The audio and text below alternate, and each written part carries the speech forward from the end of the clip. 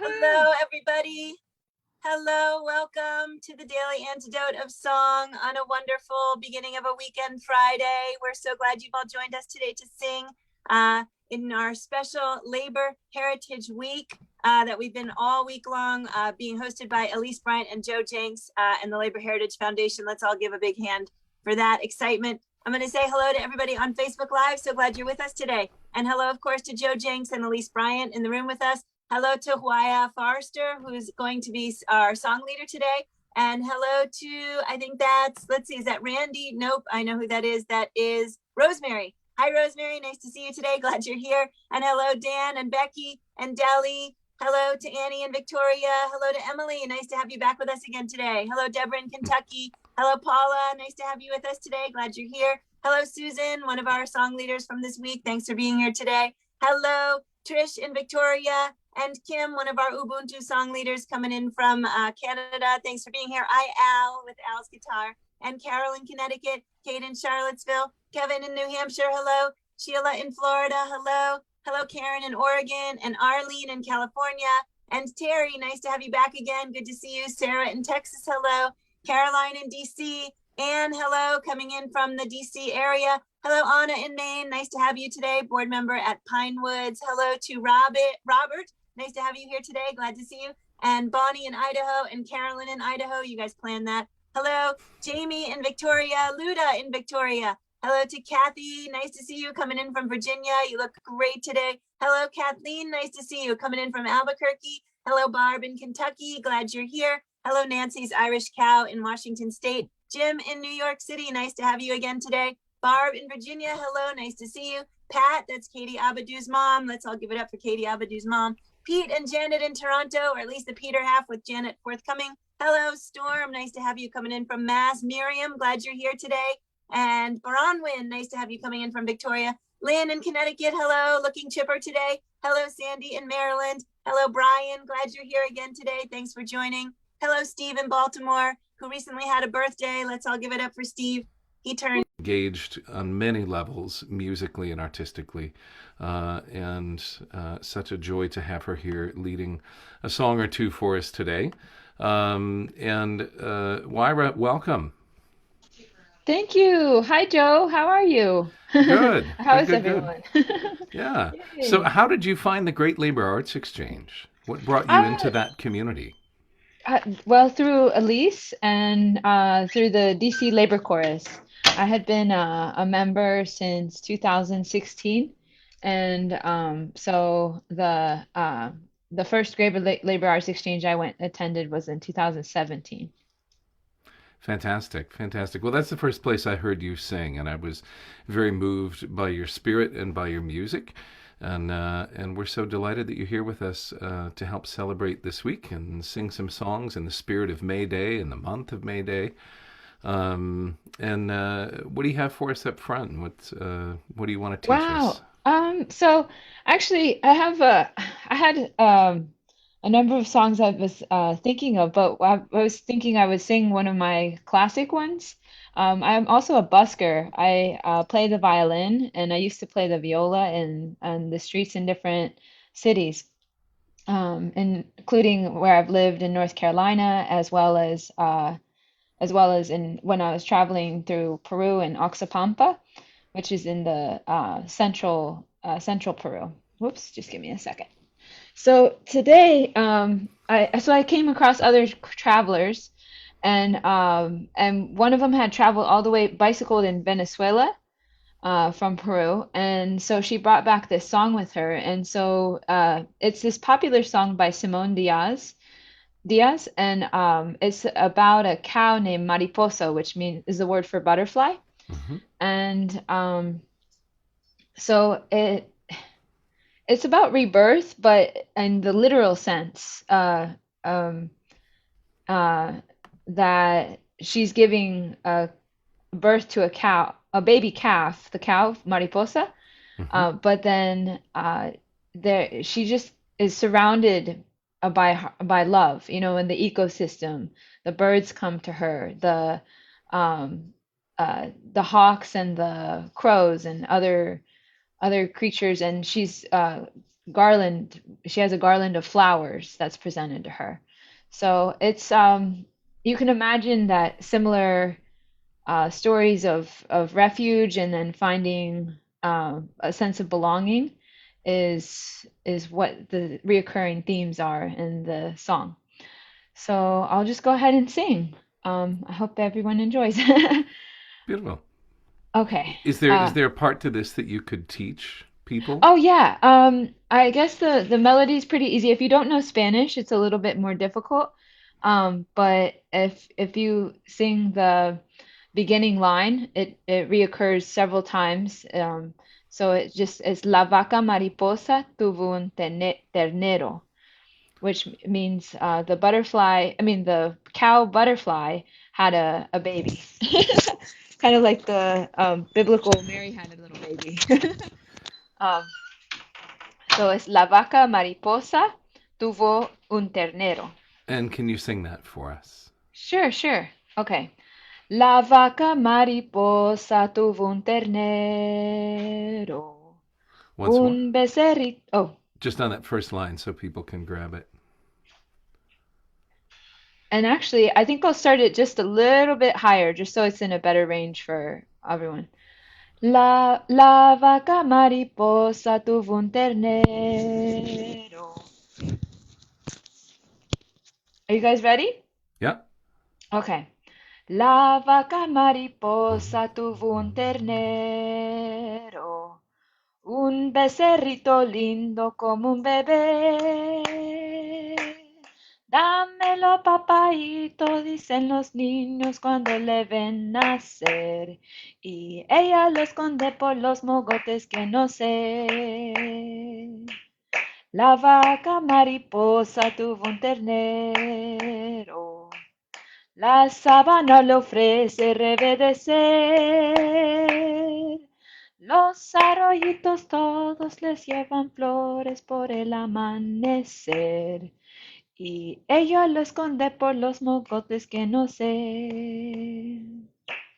La vaca mariposa tuvo un terné. Y los pericos van. Y el gavilán también con frutas criollas hasta el caney para él y mariposa está, que no sabe qué hacer, porque ella sabe la suerte de él. La vaca mariposa tuvo un ternero, un becerrito lindo como un bebé. Dámelo, papaito, dicen los niños cuando les ven nacer. Y ella lo esconde por los mogotes que no sé. Y la sabana le ofrece reverdecer. Los arroyitos todos les llevan flores por el amanecer y ella lo esconde por los mogotes que no sé. La vaca mariposa tuvo un terné y los pericos van y el gavilán también con frutas criollas hasta el caney para él y mariposa está que no sabe qué hacer, porque ella sabe la suerte de él. La vaca mariposa tuvo un ternero. Yay! Thank you, sister. Thank you. Woo! I think what I love about those songs is that you can almost you can whoops, can you guys see me still? You're back. Okay. Is that with these songs you can see you can almost see like the dancers, kind of I don't know if they'd be like stepping, forward and back. At least that's how I visualize what this song is about. Like it's very folkloric, in the sense that um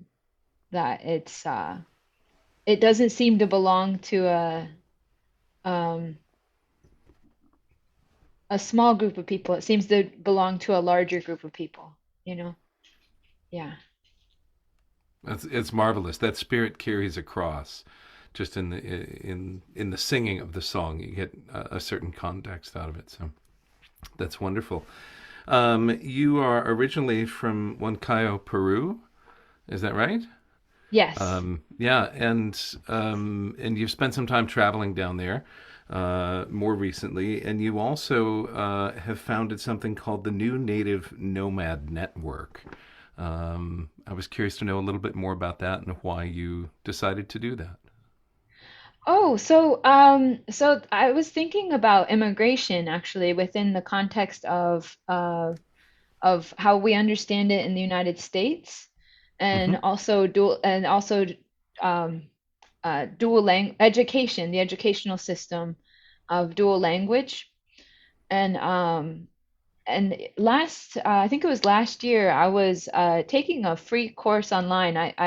One of my friends told me about, or one of my mentor friends told me about this site, that made its way all around the world where you could get free courses. And so they had this concept about project-based learning that I'd maybe surface researched, about. And uh, so anyway, so definitely taking the course and wanting to learn more about um, self-motivated learning.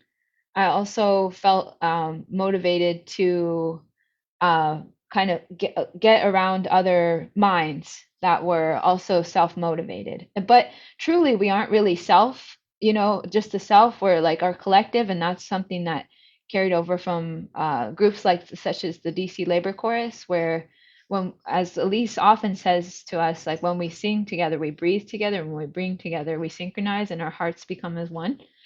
And so yeah, I mean, there are a number of ways of saying it, but in essence, I was feeling that when we start to transform in our culture, our sense of what um, migrants and who they are, then we start to see people a little bit with more freedom than just being bound by work and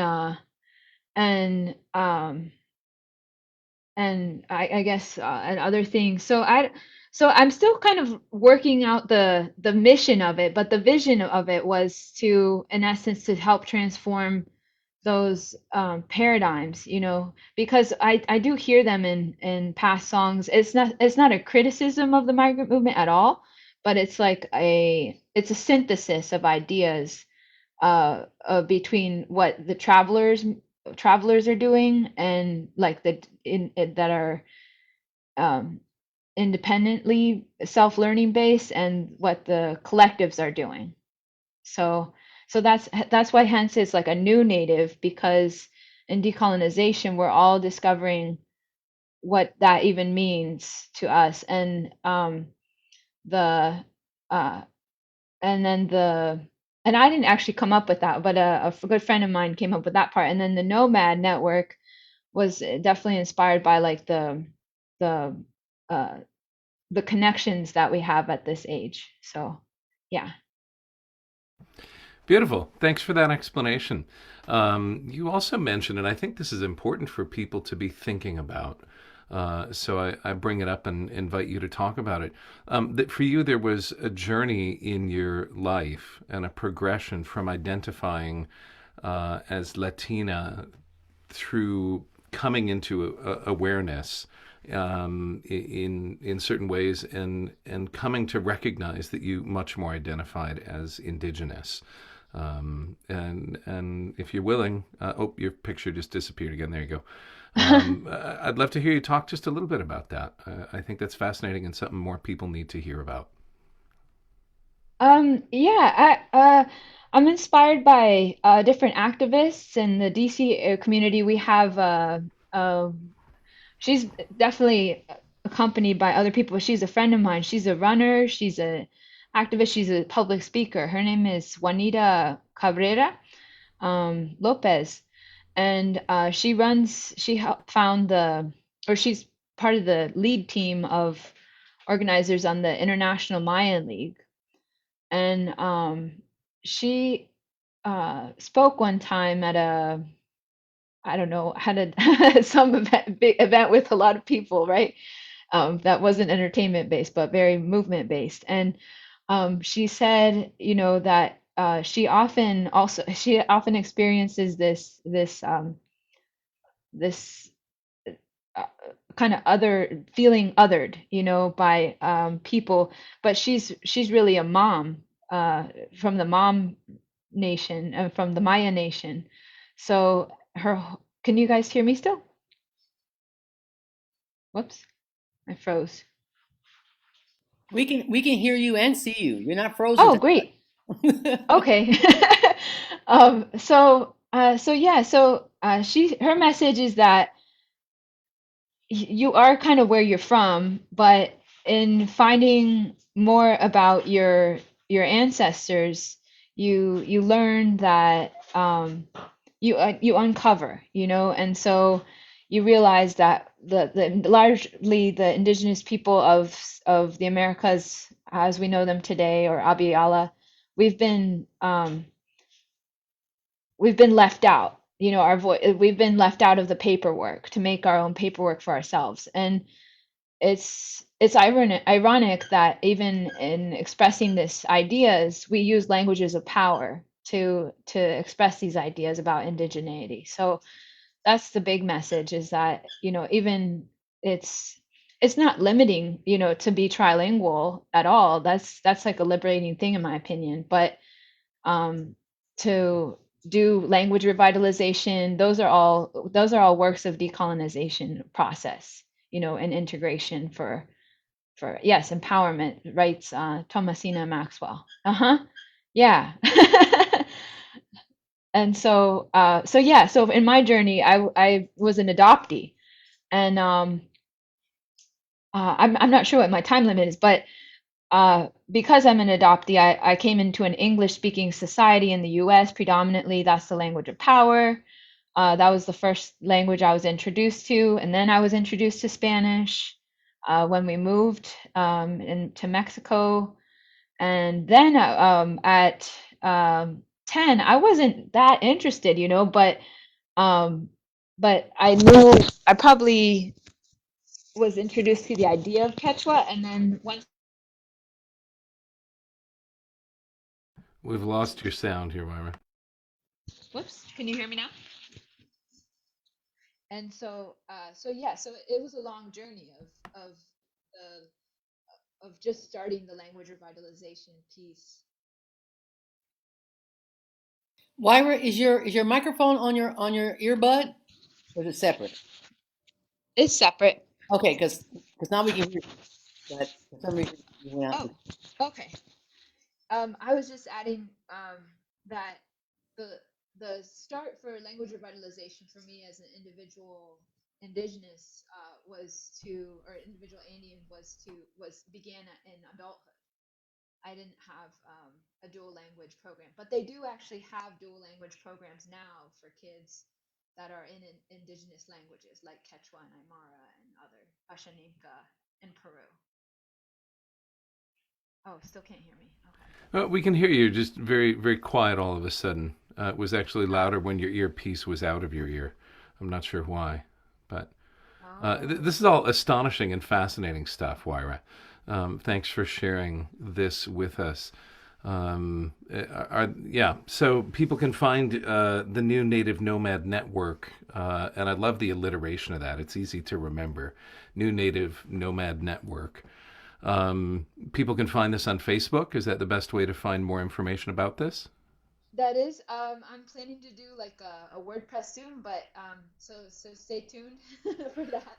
That's awesome. Yeah, That's awesome. And you had another song that you wanted to lead us in singing today, I as I did, understand.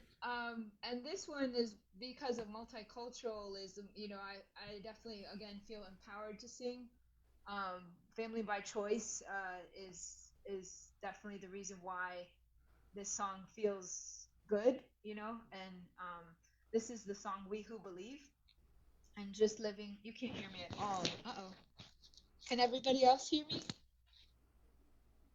It's something weird happens when you put your earplug in, and I don't know what it is or why it is, but suddenly the sound is a little more muted. But when you had the earplug out, we actually could hear you better. Okay. Is this better? Yeah. Yes. Okay, a little bit. Okay. So, so I'm gonna go ahead with Ella Baker's "We Who Believe," and to be honest, I don't know much about her, but I know it was from the previous generation that it was sang a lot and then revived by the Poor People's Campaign and the New Poor People's Campaign in a lot of ways. And we actually have a DC Labor Chorus concert coming up where not only will one of the members be singing, but she'll be singing with her children too. So even though the themes of, and instead of talking about like the history of the song, I'm not an expert at that, but I'd just like to go over what the song addresses, and it really addresses, it's an anti-racism song, and saying, and it's a justice song that we can't have, we can't rest until we've done the work, the anti-racist work to be together and live together. And um so yeah, so well, like, and it addresses generational differences, color differences, and yes, and a comment about Sweet Honey and the Rock did a really wonderful version. And there's some information online, and I think it's best to just learn from the people. So I'll just go ahead with it, and then maybe there'll still be a little time to talk too. Okay. So the recurring lines too that everyone knows and can sing along with are the "We who believe in freedom cannot rest, cannot rest." Oh, I gotta go higher. "We who believe in freedom cannot rest, cannot rest. We who believe in freedom cannot rest until it comes." So it goes like that. And so we'll just kick it off. We'll start with the chorus. "We who believe in freedom cannot rest, cannot rest. We who believe in freedom cannot rest until it comes, until the killing of black men, black mothers' sons, is as important as the killing of white men, white mothers' sons. We who believe in freedom cannot rest, cannot rest. We who believe in freedom cannot rest until it comes." That which touches me most is that I had the chance to work with people, passing on to others that which was passed on to me. We who believe in freedom cannot rest, cannot rest. We who believe in freedom cannot rest until it comes. To me, young people come first, they come first. They had the courage where we fail. And if I can shed some light as they carry us through the gale, the older I get, the better I know that the secret of my going on is when the reins are in the hands of the young who dare to run against the storm. We who believe in freedom cannot rest, cannot rest. We who believe in freedom cannot rest until it comes. not needing the clutch for power, not needing just the light to shine on me. I need to be one in the number as we stand against tyranny. We who believe in freedom cannot rest, cannot rest. We who believe in freedom cannot rest until it comes. We who believe in freedom cannot rest, cannot rest. We who believe in freedom cannot rest until it comes. Struggling myself don't mean a whole lot. I've come to realize that teaching others to stand up and fight is the only way our struggle survives. I'm a woman who speaks in a voice, and I must be heard. Sometimes I can be quite difficult. I'll bow to no man's word. We who believe in freedom cannot rest, cannot rest. One last time. We who believe in freedom cannot rest until it comes. Yay! Thank you, sister. Thank you. That was amazing, Huayra. Thanks for singing that for us and with us and leading us into all sorts of ideas and thoughts and concepts. And yeah, just what a beautiful, beautiful day here with the Daily Antidote of Song. Yeah. This is so much fun. It's just it feels really I have a lot of feelings about it.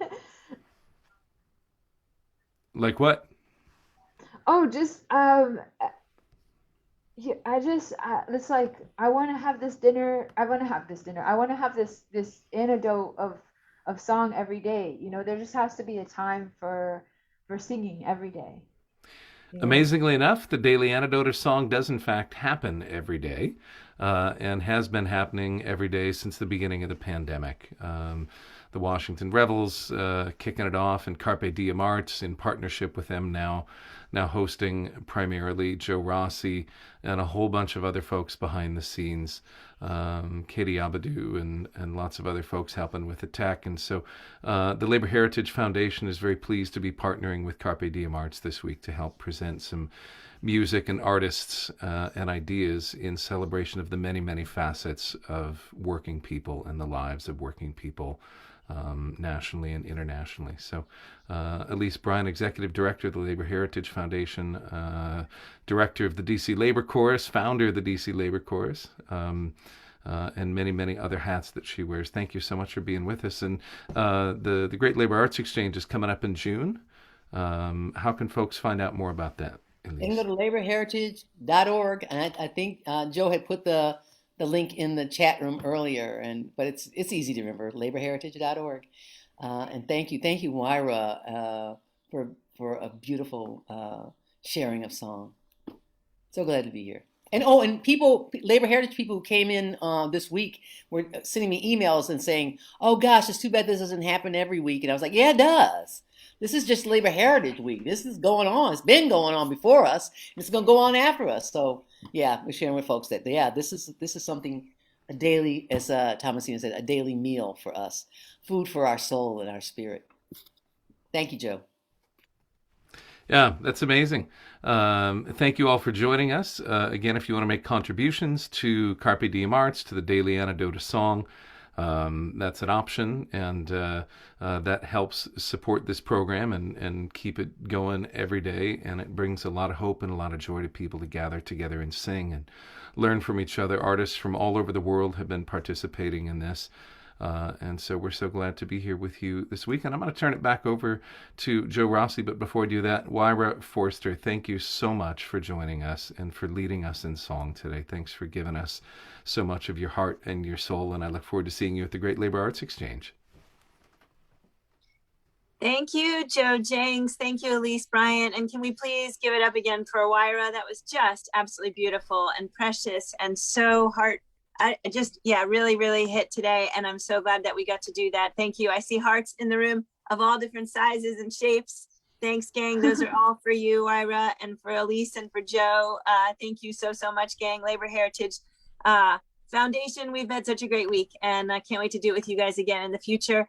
Thanks again, everybody on Facebook, for being here today. We're super glad you joined us, and hope you'll join us again tomorrow and Sunday for the last 2 days of our Labor Heritage Week, to be followed by our Next Generations Week. So keep on keeping on here with us. We love having you. Thanks for joining for some singing.